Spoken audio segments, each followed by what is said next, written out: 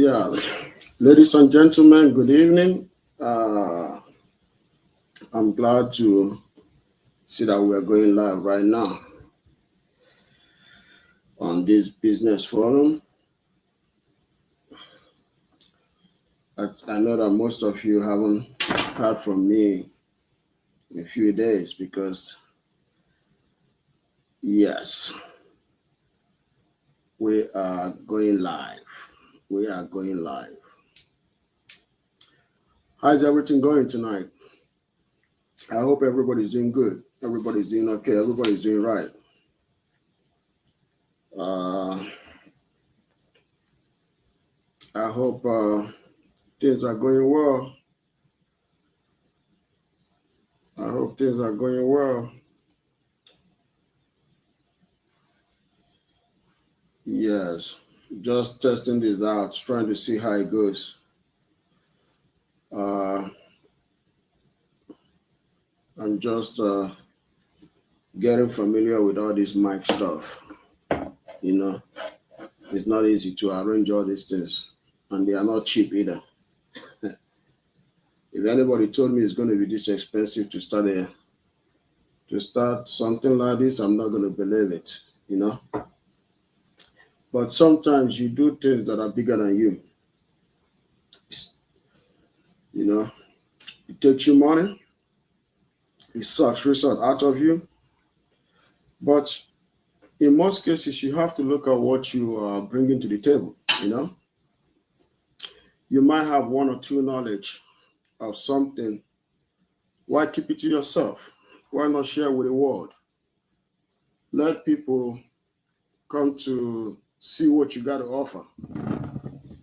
You know, because in most cases, I will put it this way: we are so used to certain things in life, certain things given to us, certain things or maybe contented with where we are. We don't even see the need to move beyond where we are because nobody's challenging us. Life is not challenging us. People around us are not challenging us. Everybody's just, I will put it this way, everybody's just complacent in what you do because people around you are complacent. You to yourself, you're complacent. You're okay with where you are. You might not know that there are better things out there for you. There are better things out there for you. There are better things that will take you forward. There are better things that will actually bring good things to your life. But because you are so contented with where you are, you don't see the need to move, the need to venture, the need to do things that are bigger than you. One thing that fascinates me is how we, as humans, as children, when we were kids, we look at things around us and we look at people around us and want to be like this person, that person, that person, that person. We just want to be like this and that and that. But the thing about it is that when you then grow into an adult, you start working. But before that, you go to school because your parents are telling you that, oh, going to university is the greatest thing. You have to obtain education, that you have to get this, you have to get that, that education is what you need to survive, without education, this, without education, that.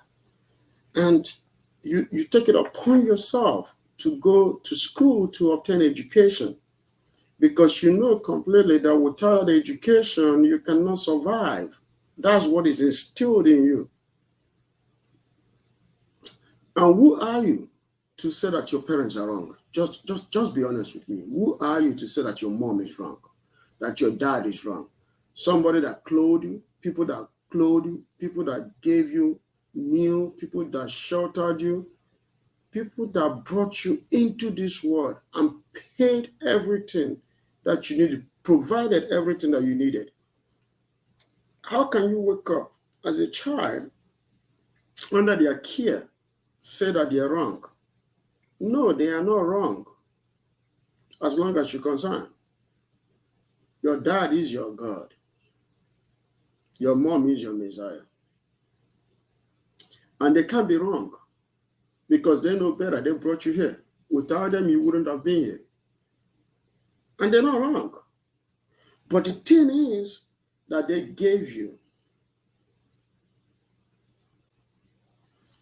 30% what it needs. That's what they taught you, 30% what it needs to become somebody via education. You need nutrition to survive. I gotta be honest with you. You need food to survive. You need to have food to survive.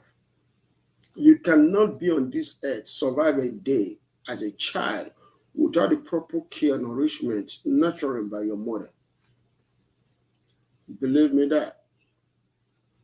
But as you grow, as you come into the real life, going to elementary school, in some cases, some people went to kindergarten. I didn't. I went straight to elementary school because my parents were, they thought that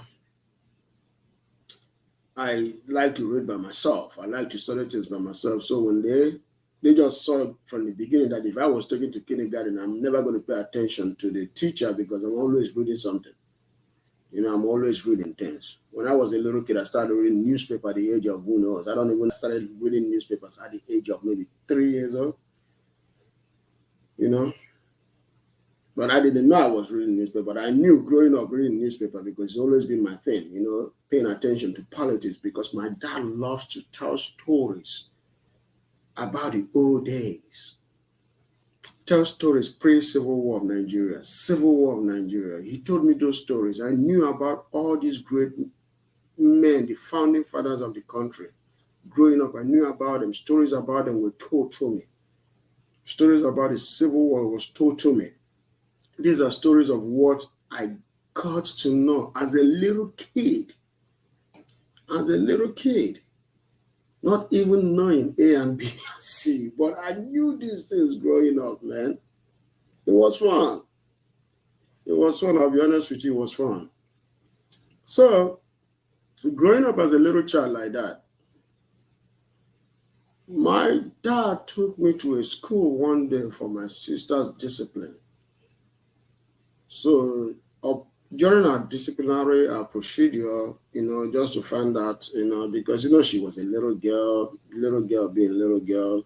She was like about 7 or 8 years old at that time, She was facing punishment, and then the headmaster of the school was asking questions to my sister directly, and I was one answering. It was like, he told my dad, I was 4 years old, he was like, are you sure this one is not going to be in school today? My dad was like, no, I don't think. He likes to read a lot. He's always at home reading. Then the guy said to my dad, you got to put him in school. That was how my dad left me at school and went home. I started going to school from that day. Got into elementary school at the age of 1. At the age of 4, I'm sorry, at the age of 4. So from there, what I started, doing my thing, knowing fully well from my parents that education is number one thing. That's what they told me. That's what most of us knew growing up. Education is number one thing. You have to be in school. You got to go to school. But things started going bad. The school system started depleting really bad in Nigeria. That was when the military came. During the military administration of, what's his name, Babangida or something, that took over in 1985. Things began to go down. And then my parents started moving me from school to school just to struggle to keep me in school. But as things go, elementary school was over, secondary school was over. I was told that school is what it is. Then I found myself in the United States, started my university education here. But during my time in university, it wasn't easy. It was tough, It was tough. No support, doing everything visually by myself. But I didn't give up. I didn't give up at all. I knew I had to do it. I need to go to school. I need to stay in school. And I kept doing it. I kept concentrating in schools, kept going to school, did everything, put my resource, took student loan because getting a job and working at the same time was very difficult. I gotta be honest with you, it was very difficult. I don't wish that to my greatest enemy. That's to my worst enemy. I don't even wish that to them because I gotta tell you, having financial support one way or the other, being an engineer and going to engineering school was not easy.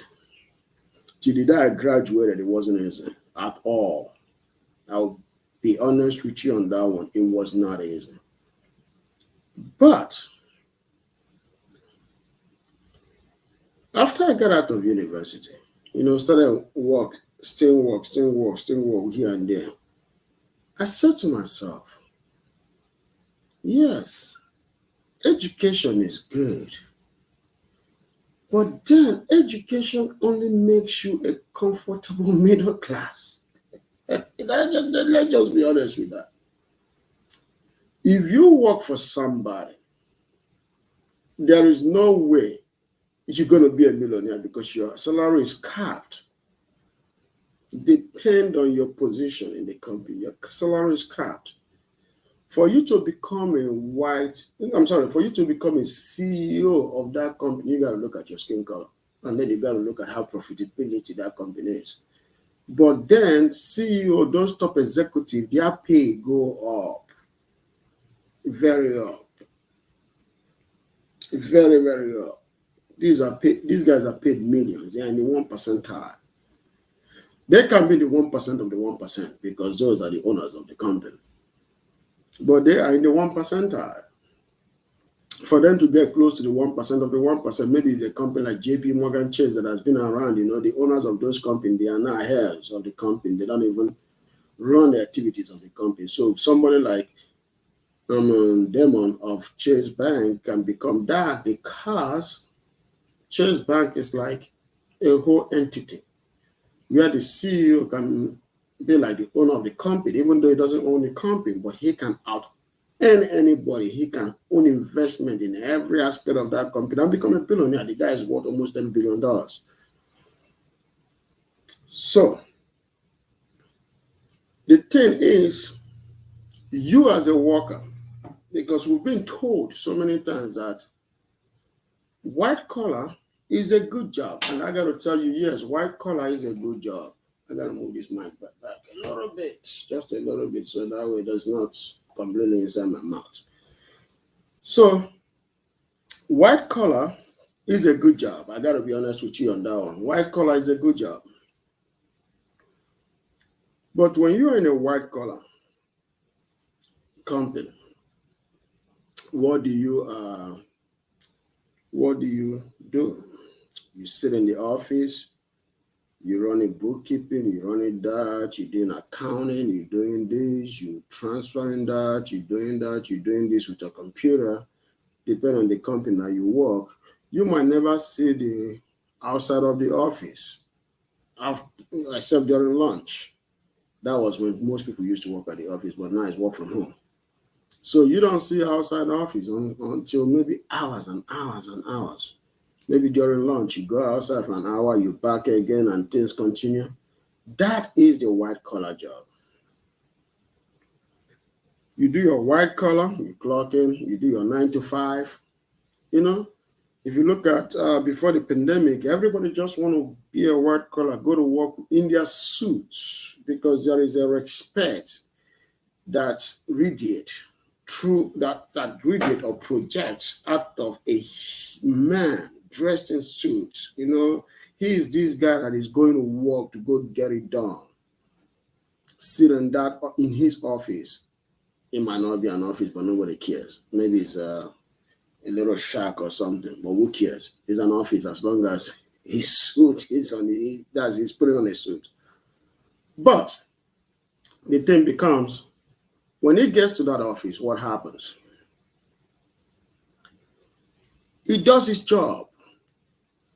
1 o'clock, he goes to lunch, or 12 o'clock, depending on how his schedule is programmed, or maybe how he wants to do it. 4 o'clock, 5 o'clock, He gets into those traffic, United States highway traffic. He gets into it, and here he goes home to his family.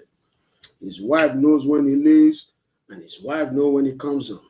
If she's working, he knows when they're all gonna be home. And when they get home, the kids are home, everybody's waiting. Dad and mom are coming home. He's driving into the garage, and the wife is pulling in into the garage.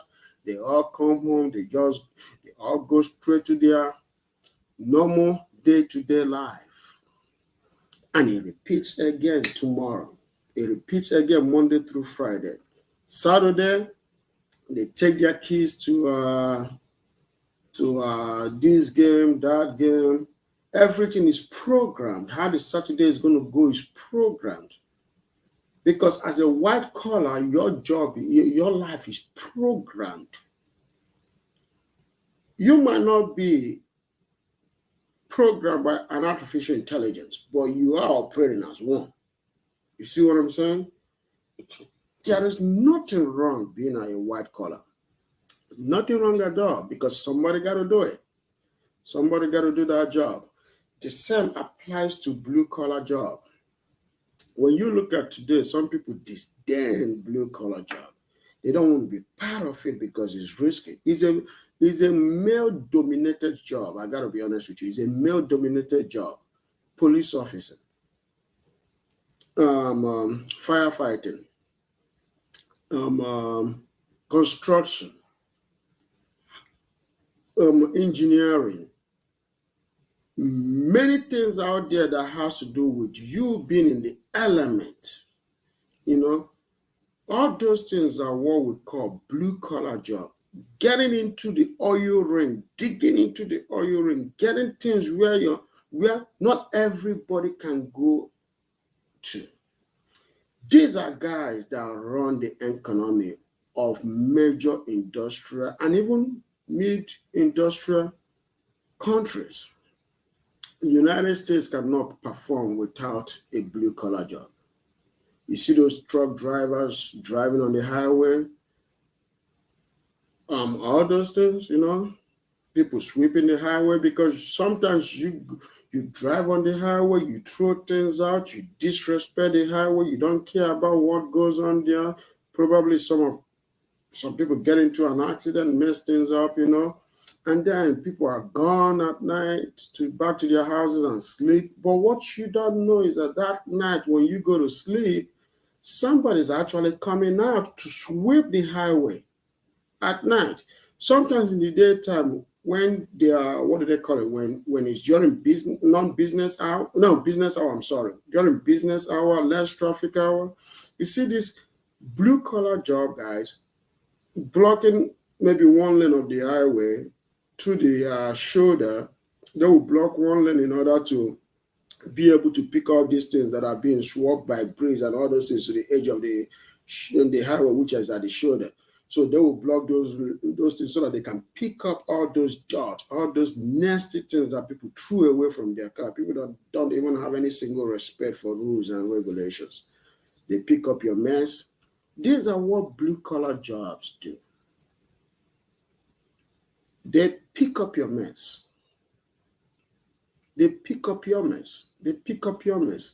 They take the mess that you do on the street, and then they pick it up, and then they put it where you were supposed to put it. That's what happens. They put it where you were supposed to put it. But, so, what I'm trying to say in essence is this. We as individuals, we have to understand that what we put out there matters a lot. Our driving matters a lot. Being disciplined matters a lot. Keeping that trash in your bag, in your car, until you get to a destination and then take out that trash and then trash it appropriately matters a lot. The reason why I'm saying this is because it matters, because when you contribute in keeping the street clean, keeping the highway clean. That tells how much you can keep the house clean. But that also can tell how much you can dedicate yourself for the next thing that I'm about to discuss, because all this monologue that I'm going to give right now is heading somewhere. But I'm giving a monologue. So what I'm saying in essence is this: it takes discipline to be a white collar person. It takes a very powerful discipline to be a blue collar person. In what, let's say engineering. In engineering, you have the engineer and then you have the engineering technician. The engineer is the white collar. The engineering technician is the blue collar. The engineer designs and do the prototype, then design what is going to be fabricated, and that blue collar guy who is a technician then fabricates what the engineer designed. You see how the white collar and the blue collar works, because engineering is not a total white collar job. It's also regarded as a blue white collar job, in the sense that an engineer plays both, but it doesn't really do the machining. The machining is usually done by the technician. But what I'm trying to say in essence is this. So when that engineer does all those designs and things and then sends it out to into the engineering technician to get a machining done, which is the fabrication aspect of what is needed. You see, it's a process that undertakes. But the thing is this: all these things work in conjunction with discipline. But this discipline that I'm trying to discuss is further than white collar job. So after you've retired from your company, because you will retire one day from either the white collar job or the blue collar job, you're going to retire. And when you retire from any of those jobs, depending on how much you put in, you're going to get your 401k. So your 401k might be less than 401k or higher than 401k, depending on how much you put. Then you have your pension and the rest. But due to today's market, the question then becomes, will your 401k plus or minus, will it be enough? Because today, the advancement in medical has made it that people tend to live longer. Okay, there is an article that came out a few days ago. It said that US, pre-COVID, US, I think it was about 78% is the lifespan of Americans. But then during COVID, it decreased by 2. And then after COVID, last year's report said that their life expectancy has decreased by another 2 again, which means it has taken the whole 4 points off from the life expectancy. But if you have a country that its life expectancy is around 74, 78, if you retire at 65, do you think that 401k will be enough for you? Or 63? I think it's 65. I know it's 65. If you retire at 65, some people retire earlier than that. I've seen people retire at the age of 55. And then they use other money that they have to do whatever they want to do until then they dip into their 401k at the age of 65 so that they won't get all these penalties that are associated with it, with all those benefits that you have to wait until 401k until 65 in order to qualify. But these individuals, what they do basically is that they then take that money. So if you at the age of 65 and you have a 401k, so that 401k, by the time you travel, you do this expense, and then maybe your pension pays you 2,000, 3,000, 4,000, but then you have all those things because you're in a fixed income now. You have all these things to do, and then using your 401k, you maybe by the time you turn 75, you've run out. You've run out because you were living basically on a fixed income, but your expense is not fixed. You can live in a fixed income, but your expense is not fixed. Expense goes up. It goes up. Inflation drags your money up and drives your money because your expense goes up, but your 401k remains the same. Your fixed income is the same. You want to travel. There are places you really want to go to, but you haven't been able to go to those places when you were a worker because you didn't have the time to go. Or maybe you go there, but you can't really go further than you like because you got to go back to work to start working. But the fact that you're on a fixed income, it enables you to go those places, but you're looking at your fixed income with the initial number. You don't, before you know it, those fixed income are almost duplicated. So, where I'm heading to now is this. Yes, our parents taught us about going to school, obtaining education, and be a worker, and then, but one thing our parents didn't teach us, not every family, I'm not speaking for every family, but most families, what our parents didn't teach us is this, that investment in businesses or in business is what will make the difference in your 401k, in your pension. Those investments is what make the difference. Meaning, if you are the age of, in your mid-age, 40 something to 50 something, and you happen to have certain amount of money saved up, or maybe you have a house or something, look for something that has to be done with that, something that has to do with business. That's what I'm trying to say, basically. Go to people. Not everyone is cut out to be a business person. Not everyone is cut out to do business. I got to be honest with you. Not everyone. The mistake that we make today is this. A lot of people come up and say, oh, I want to be an entrepreneur.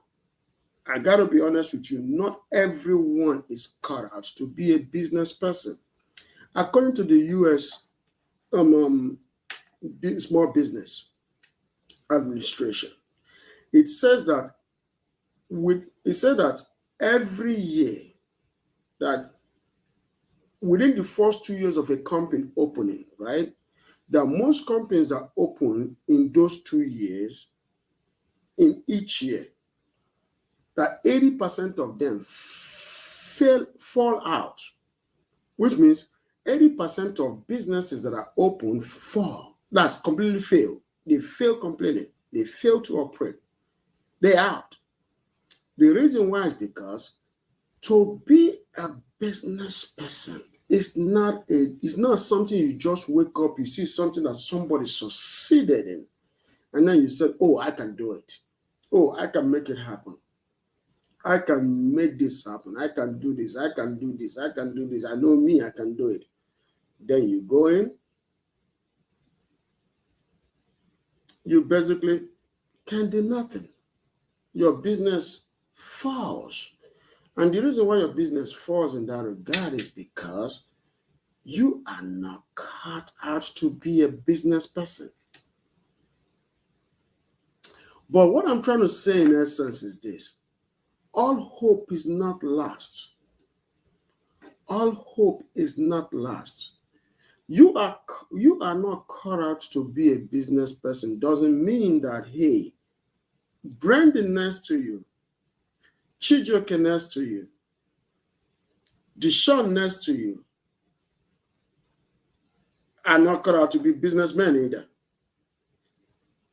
Sheila next to you are not cut out to be business people. No. These are individuals that are as well cut out to be business people. But the thing about it is this. You have to go to them. So when you get into a business venture, or you speak the truth to yourself and say, I have never run a business before. I have never run any kind of retail, because I tell you, people that have been in retail, that understand how retail is run, have far more better successful rates to open and run a business than people that are just coming out of a white collar job with some heavy income like 100K, 200K, and bam, they just go on Google about.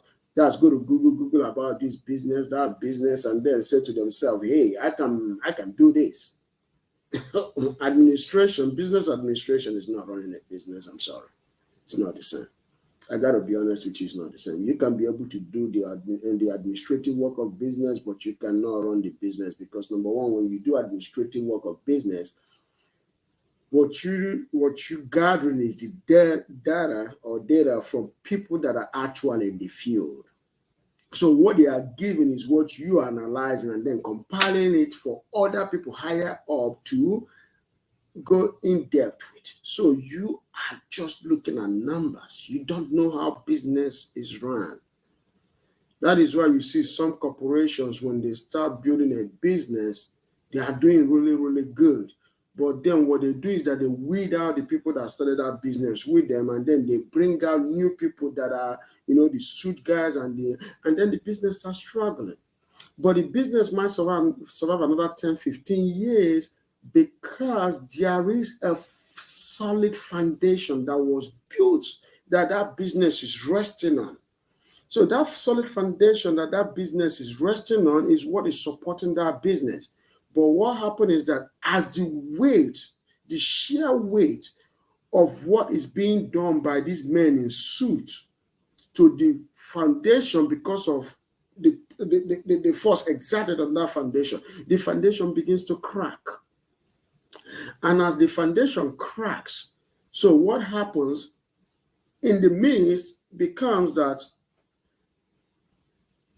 these men in suits know something is going wrong, but they don't know how to fix it, because they were not there during the beginning of the foundation. And the blueprint for the foundation, they're all there arguing with each other. And then there are a few guys that are left from when the foundation started with the new guys that are in. Everybody's like going back and forth, trying to figure one thing or the other. While the guys that were there are trying to tell them that, hey, this is how this thing was done. But they are telling you, no, this is how this is how the book says we should do it. They want to go by the book. But forgetting that the guys that laid the foundation know how the whole thing started. Before you know it, the owner is confused because he's the one that started this mess. Then what does he do? He calls up another company and says, no, when I'm out, can you buy my company? Then the company goes out of business. So this is how companies run out of business. Case in point, when I was at CS, I was employed at CS in 2004. Came in with my uncle, Martin Zokwole. Then we went to CS to purchase some cameras. So when we got there, I found out the store was so badly arranged, especially the brand center, the TV. Then I spoke to the manager there. I said, hey, your store, man, what is going on? It doesn't even look like an electronic store. I've been to so many electronic stores. It doesn't look at it. But then I used to work at Best Buy. I just left Best Buy maybe like 5 or 6 months earlier. Then the guy looked at me and said, hey, so do you have any experience in business? I said, yeah, his name is Ryan. I said, yes, I have experience in electronics. Actually, my family since inception, my uncles, they sold electronics, so I know a lot of things about electronics. And I've always been an electronics guy because I dismantle, rebuild. I know how to do a lot of things about electronics. It's not my problem at all. That I can make it happen. So he said to me, okay, if I hire you right now, would you work for me? I said, yes, I will. He said, okay, but you got to take a test. I said, no problem. I went and took the test, passed it, then he hired me at a spot. So the Thanksgiving of 2004 was the very first day I was on the floor at CS. From that day, they gave me a total control of the entire brand center, especially the electronics aspect. And I rearranged the entire store. Nobody argued, although they argued with me, man. It wasn't easy. I won't say they didn't argue with me. It was a big deal. You know, I had some people say, no, you can't do this. This is how we do it. Sometimes people will say, this is how we do it.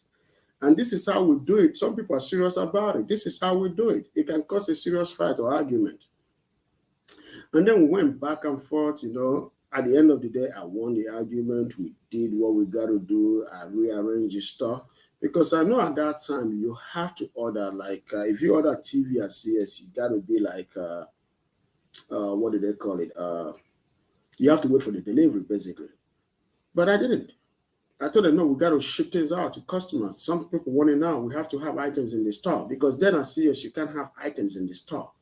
I said, no, we have to have items in the store because people need to pick up their merchandise right now. They don't have to wait till tomorrow. They don't have to wait 7 days from now. They need it now. Some people want to watch they want to watch football right now. So they started bringing TVs into the stores and the whole company changed. Then the owner of AutoNation bought out CS. When he bought out CS, you know what he did? What he did, he ran the entire company down. Number one, I was gone because their new policy, with what I understand about business, was not in line at all. They pushed me out. I tried to come back, they refused. When the branch found out that things were going really bad, I came, they said, okay, you can come in, but the corporate said, no, we don't want him back. It was politics, but I was gone. I never came back. But 2 years later, CS is out of business. Now they're online, So what I'm saying is that not everybody is caught out for business. There are people that have billions of dollars. They took those money. It was an inheritance from family, but they're not caught out to do business. But some people out of ego would not get other people to do business with. They wouldn't hire somebody to run their business efficiently and they would take their hands off of it. They will not, in some cases, partner with friends. That's where I'm going tonight, partnering with friends. If you are not caught out to do business, at least do business by going with friends that can do that business. You know your friends that are business people. You know your friends that that these guys can run business. Why don't you start business with those guys? Yes, you're not caught out to do business. You don't want to live the rest of your life relying on your 401k. Why don't you, at the right age, put your money where your mouth belongs? Meet people. Forget about your ego. Meet people. Let those people do that business with you. If you can't do it, invest in their business. Seek for percentage. Discuss percentage. Because when you invest in people's business and you're not part of the business, yes, your percentage versus the percentage of the person that owns the business and how much effort he puts into the business, your percentage goes down. That is 100% correct. But what is there is this. The main thing there is this. But you can as well be in the background. You are not running the business. Somebody is running that business. And because that individual is running the business, you're getting return on your investment. So when you get return on your investment, you can also reinvest into that business or just leave your money where it is, where your money is burning you other money. But you can also invest in other multiple businesses because let's assume you have a amount of money. You take that A amount of money, you can divide it into 2 or divide it into 3 or into 4, and then you invest certain amount in certain. I'm not saying buy stock because stock is a legalized gambling. I would not advise anybody to buy stock. There are people that have stock out there. I ask them, okay, if you have a stock, are you able to get 1,000, 2,000, 3,000, 4,000 every month out of your stock? If you can't, you're making somebody else rich. I'm sorry. That's difference of opinion. But I would say when you invest in a business, you put your money into a business and own certain percentage, maybe in transportation, maybe in logistics, maybe in a startup business. You are not, don't invest into their stock, invest into the actual business. So what happens basically is that as the business, every month that the business burns profit, you take certain percentage of that profit. There is no loss. Then, if you just imagine if you invest in two, 3, and 4 businesses, right? Every month, those businesses are bringing you return, right? You can live off of that return the rest of your life. You can will it to a family member of yours. That is what business does. That is why you invest in business, not buy stocks. Okay. And like I said, there are multiple businesses out there that you can invest in. The reason why I'm saying this is because when I was at the University of North Texas studying mechanical and energy engineering, I was having a hard time because of, working and going to school. It was tough. I'll be honest with you, it was very tough. It was so tough to me that, like, when I remember it today, I'm like, man, it's not easy. But one thing that made it so tough is because I never had the time to study for my exams. So I might register for 4 classes at the beginning of the semester only to drop it to 2 and pass those 2 because the other ones and the other remaining 2 I'm struggling. I'm struggling because I've never had the time to study. And 4 years into college, I saw some of my friends graduating, and I know that if there is anybody that knows how to shame you, they're your friends. But that doesn't mean they're going to be richer than you in the future. No, they might not. They might never be richer than you in the future. But with the immediate, you feel depressed. That's how some people end up getting out of university, getting out of college, giving up on hope, giving up on what they believed in, because they are seeing their friends graduating, they are seeing their friends succeeding, they are seeing their friends moving forward. But they think that, oh, I'm not moving forward, so the world has forgotten me. No, the world hasn't forgotten you. What you haven't done is to readjust yourself. Find out what you're lagging. Readjust, because I got to tell you, when you readjust, you come out great. So, at the University of North Texas, this professor by the name Lee, what Dr. Lee did actually was that he saw me, he came to me one day and said, Alex, you are one of the most brilliant students in my class, and your tenacity is just great. He liked me a lot. He said to me, I want you to cut the number of classes you take a semester. Number 1, you got to take 1 or 2 classes a semester. Bet me, do that, you'll be fine. That will help your grades to go up. You concentrate in studying those things. Don't worry about what people are saying in your ear. Don't worry about the pressure. I used to be like you. I went through hell when I came to America, but today I'm a professor. He said to me, don't worry about it. Take 1 or 2 classes. Concentrate in those classes. Get A and B. You'll be fine. He said, don't put your eggs into one basket. Spread your eggs. Spread your eggs. Don't put all your eggs into one semester. Spread it out. And when I did exactly what he advised me to do, the rest was history. Basically, the rest was history. I became an engineer. But not only did I become an engineer, I have never been cut out to just do engineering. I've always been cut out to be a businessman. That's what I'm cut out for. I'm cut out to own a company, to run the affairs of the company, because I am a man of multi-talents. Like, you might, if you know people that know me, they will tell you that this is a guy of multi-talents. I'm a guy of multi-talent. My talents are vast. They are vast. They are vast.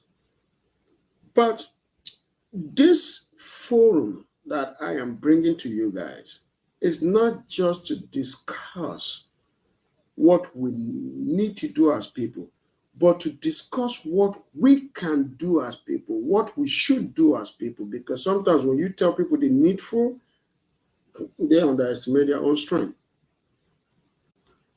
But what we should do as people, invest in the United States. I know when I came to this, before I came to America, I thought every Nigerian in America has money. I'm being honest. I thought every Nigerian in America has money, but when I came here, I was like, what the hell is wrong?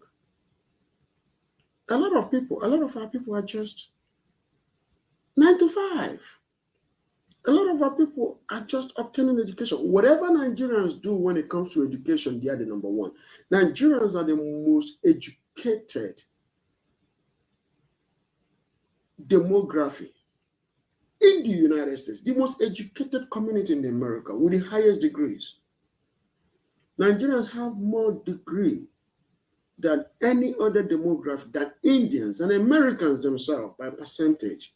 But guess what? Nigerians lag behind all these people in investment. I got to tell you the truth. How can you be in a country you don't even invest in the country? You are in a country where you don't even have that much. All you have a house, you have a rental property. That's it. That is it. You have a house, you have a rental property. That is it. Even the ones, I know Nigerians that have business. Yeah, I'm sorry. Let me just go a little further. I know Nigerians that have business here, but their businesses are run down. You come to a business, a Nigerian business, no customer service. The whole thing is smelling. The business doesn't even look like other businesses at all. The business of its own counterpart. It doesn't even look like it. The business does not run efficiently. There is no capital reinvestment in those businesses to make it appealing to the eyes. All our people do is that they own a business. They just want you to come and buy and leave. The business environment, the business outlook is just shitty. Shitty. I'm telling you. Shitty. That's why the next video I'm going to make will be, how do we improve our business attribute, our business investment, business and investment, and other aspects of our business endeavor in the United States? How do we as Nigerians compete with other demographics? We cannot keep doing business the way we've always done it. No, we have to shape. We have to. In fact, the next video I would like you guys to tune in is going to be explosive. What you guys saw tonight is nothing. The next video will be in depth of what was discussed tonight. So the next business will have the next business forum, which is going to be the next forum, the next meeting, the next streaming. We discuss about the way we do business in America. It will go in depth of how Nigerian businesses are done. If we have time in that forum, we'll discuss how other people do business better than us. But like I said, it will get interesting and we will discuss business in America, Nigerian business in America. I'm going to separate our education from our business. So the last 5 minutes monologue that I just had with you guys right now is introduction of what the next business forum will be all about. It's going to be good. It's going to be beautiful. It's going to be this Sunday at the same time, 9 o'clock, 9 p.m. Central Time and 10 o'clock Eastern Time. It's going to be 7 o'clock California time. That's Pacific. And that will be 4 a.m. Nigerian time. I'm sorry, 3 a.m. Nigerian time. 3 a.m. Nigerian time. So if you're in Nigeria and you want to tune in, you got to wake up at 3 a.m. to get this live. Other than that, you can just rewatch the video later on. But for those that want to be live, watch me live, this discussion is going to be on Sunday. The discussion will be on Sunday, and the discussion is going to cover why Nigerian business does not improve, why our business are stagnant. Like when Nigerians talk, they talk about the government back home, but I tell you, I'm yet to see a global Nigerian corporation. I'm yet to see it. I'm yet to see it.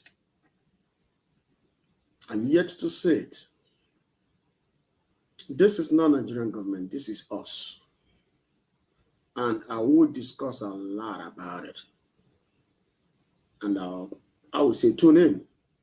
Tune in, tune in, and tune in. It's going to be good. This lecture, this business, not a lecture, but this business discussion will cover a lot. But as time goes on, ladies and gentlemen, as time goes on, I would like you guys to, when you start discussing live with me, or maybe you discuss the video, you watch the video later on, leave comments, leave comments. I welcome critiques. I welcome that. That's not a problem. Leave comments, join live chat, join the live chat when you're watching it live. Say something. Let's have discussions. I'm ready to learn your own perspective, because I'm discussing based on my perspective. What I see is fact. What you can see, what you can verify, what you can stamp a date on, what you can put a location on, what you can put a time on, those 5 things are called fact. If you don't have any of those five, it's an opinion. It's an opinion. We have to learn how to separate opinion from facts. Okay? I'm going to put out data. I'm going to bring out data. I'm also going to welcome people, like if you have video camera and you want to join live show, so I can ask you question online. That's live. I will ask you question live. If you want your video to appear while I'm asking you a question, I will do that. If you don't want it to appear, that's fine. We can accessorize whatever we have to do. But what I got to tell you is this. It's going to be good moving forward. We're going to have discussions. This forum right here is going to be 2 or 3 times a week. I'm going to announce it to adjust date and time. But I know that Sunday